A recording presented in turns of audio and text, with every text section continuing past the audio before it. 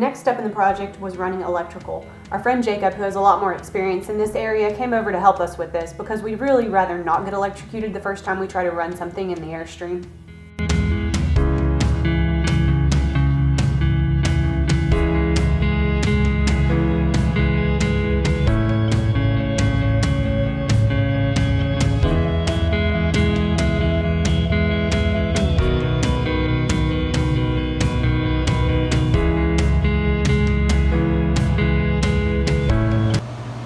So today is kind of finishing up wiring the DC circuit, and so what I have here is just a small 12-volt test battery. So as I get things hooked up, I can kind of just test things out, at least the hardwired things. Things that are going to go through a switch obviously aren't going to get tested, but basically what I was installing today is all these connections so that you can get, the fan going off of that. So that's what I've got done so far. I pretty much have most of the DC circuit, at least everything that's behind walls, I think is wired up now. So we can actually test, say, this fan right here. I'll open it up, turn it on. There it goes. So that one's working. And then, let's see, I'll turn that one off because I have a pretty small battery right now. That one looks good. And for the moment, I have the scare light outside hardwired, but that's working. I'll just need to unhardwire that one so we can put a switch in there eventually. Welcome to our Airstream. We decided to tape out the floor plan so we could get an idea of what it's going to look like when all the walls are in and everything. So Jared just ran into the toilet. So right here, this is our couch, this big rectangle. It is a convertible sofa, so the little dashed line that you see right there is how far it extends when you convert it into a sofa bed. It's pretty much a queen size mattress, so any of y'all who want to travel with us, you can have a queen size bed when you travel with us. And one of the things we just decided on is our TV is going to be mounted on a slide. It'll slide into a little cabinet right here, and then it can slide out so it's centered in front of the sofa. As you come in here, we're going to have the kitchen along this side. So you've got stove and sink, and then just countertop space all the way back here. Right here at the end of the wheel well, we're going to put in our closet space. So that'll be a floor to ceiling, basically cabinet. That's our closet right here. And then right here, you're going to do a sliding door and walk right in. Well, honestly, climb right in, because this is our bed. I would call it a bedroom, but really it's just a bed. That's all there's room for, the bed. And then if you climb back out into the hallway, this is the door into the bathroom. So I'm standing at the sink right now. If I turn, I can walk into the shower. That's right here. And then this is our Nature's Head composting toilet right here. So coming back out of the bathroom, and if you come back into the kitchen space, we've got a pantry right here, which we're going to do as a pull out. So you'll open the door and then all of the drawers will come out on slides. So you can really make the most use of that depth right there. This is going to look like another cabinet or closet, but it's going to have our combo washer dryer unit and our microwave. And I think actually Jared's computer is going to go in here as well. Just the computer, the monitor will be technically our TV is the monitor. So that's going to be right there. And then last but not least, this is the fridge. So it's very convenient to the kitchen space, but is lined up with all our other tall cabinets over here. So that's Pauline. So it is the Tuesday before Thanksgiving and we're flying out to Alabama this afternoon. But before we go, just entirely on brand, we're gonna overkill sealing the floor and go through and caulk all the lines between the subfloor and all the screw holes to just, as much as possible, minimize the chance of water getting from above the subfloor down into the insulation. So here we go.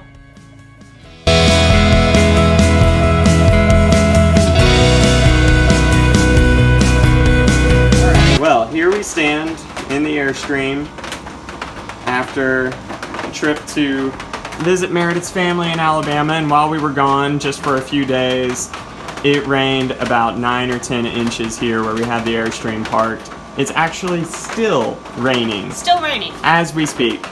And I walked in here this afternoon after we got back into town. Water was just dripping from this front window and from about 3 or 4 other places that had never dripped in previous rainstorms. The walls were sweating. I mean, it was just like water was The everywhere. humidity level in here was about 100%. And, you know, even with my parents did a great job watching out for us in here. They were changing out towels for us. And it just, nothing was enough. You see now we have a couple of dehumidifiers going, trying to drop the humidity in here and dry up the floors. Hopefully we've managed to salvage you know, all the flooring and everything that we worked on.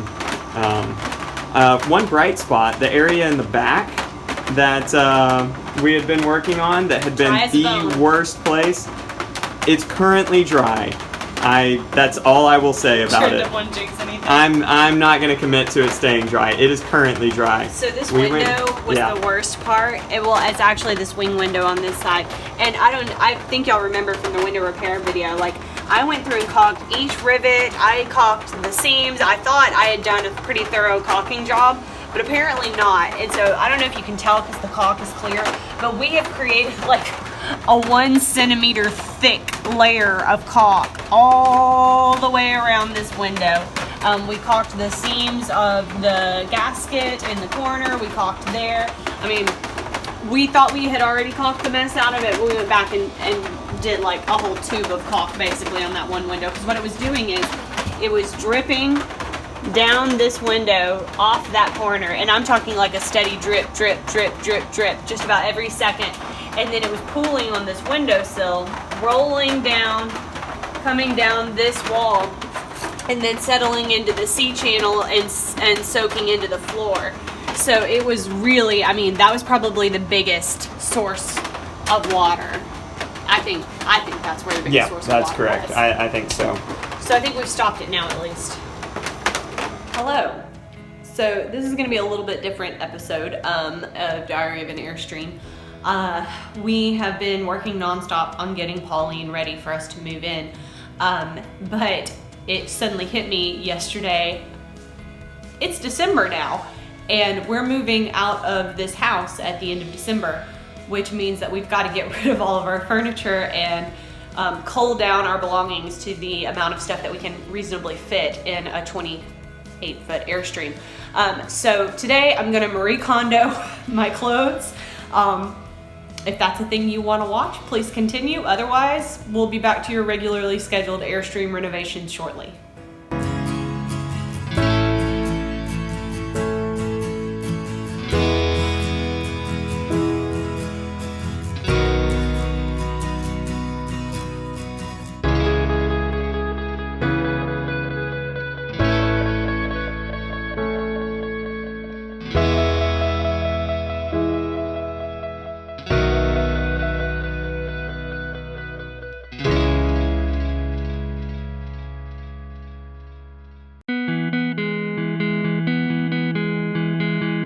Okay, I think that went pretty well.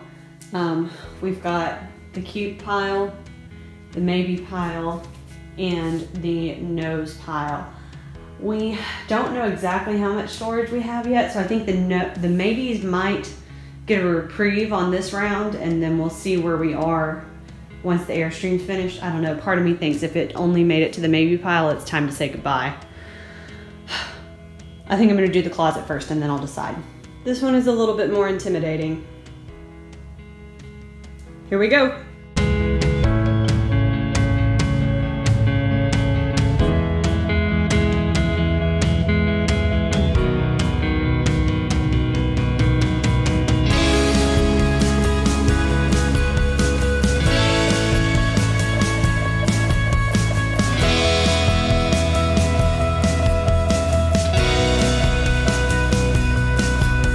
don't know what happened to my time lapse there at the end. My camera just freaked out. But here are the final results. So this is the keep pile right now, and this is the donate pile. And then there's an unexpected third category, which is either fancy dresses or kind of time period specific dresses that I might want to keep for a costume, but that I don't necessarily want access to every day. So I'm going to store them at Jared's parents' house instead of in the Airstream. So that's kind of where we landed. I think that's pretty good. My goal is that everything I keep can get on one of these velvet hangers that our friends Amanda and Greg gave us. So I'm about to try to get everything on these hangers. We'll see if I succeed. Well, that's it. I got it down to only the nice hangers, with the exception of my skirts, but I felt like that was a reasonable exception since they needed to be on this kind of hanger. As you can see, Jared's side, we've still got a little bit of work to do, but Jared is a minimalist by nature, so it will be really easy, I think, for him to get rid of some stuff. I do still need to deal with my shoe collection, though. We're gonna leave that for another day.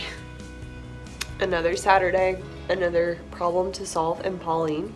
I don't know if I ever updated from that clip that we did last Saturday when we had flown in from Alabama and there was just water pouring in through a whole bunch of leaks, and we found them and we caulked them, and they seem to have held because it rained again this week and we didn't have any issues with any of those spots. We did actually discover a couple others that we also were able to caulk up, but we're getting a lot closer to it being truly waterproof, which is what we need before we put the walls in.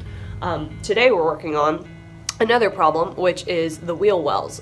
The old wheel wells were all cracked and were not usable, so we bought new wheel wells that said that they fit an Airstream, but I mean, like, fit might have been a strong word because that's a pretty wide gap that we're gonna have to bridge. So we had the idea to get a C-channel, and Jared's already started installing it on this side, so I'll show you here. That C-channel is filling in the gap between the wheel well and the Airstream, so we've just got to finish attaching that on both of them and seal that hole up. And I think that's really the last big hole in the Airstream. Yeah, that's correct. Which will be really nice because, as you can see from the heater behind Jared, it's about like 40 something degrees today. And it would be nice to be able to heat this thing. So we got a new tool this week. These are called Clecos, and they're essentially resettable rivets. So if you're a person who sews, you can think of it as we're lining up pieces of the Airstream that we need to secure together. But they're basically like in sewing when you put pins in and then you go back and sew. The pins hold everything in place, keep everything lined up, and then you go back and replace it with something more permanent. So that's what's happening here with the Clecos. So we seem to have found a method that works. Essentially, Jared drills from the outside and drills all the way through, and then we set a rivet coming in from the outside, and then we put a bolt with a nut coming from basically inside the wheel well. So Jared's about to put a rivet through right over here. I'll let him do that. Jared, you ready for a rivet? Yep. There we go. So the rivet comes in first because it goes all the way through the C-channel. So if we did our bolt first, the rivet wouldn't have room to get in. And then he's setting it. We figured it actually sets better by hand. And there it is. That one was good. Yep. Set well. That's set perfect. And then he's gonna pull a bolt through, and I'll be honest, it's probably gonna take a minute, so I'm gonna stop filming. Several hours of riveting and nut fastening later, and we had the wheel well secure, which signifies the last major hole in the Airstream. We have a few small leaks still to plug up, but all in all, it's pretty secure now. So hopefully, Lord willing, tune in next time to see us putting up walls.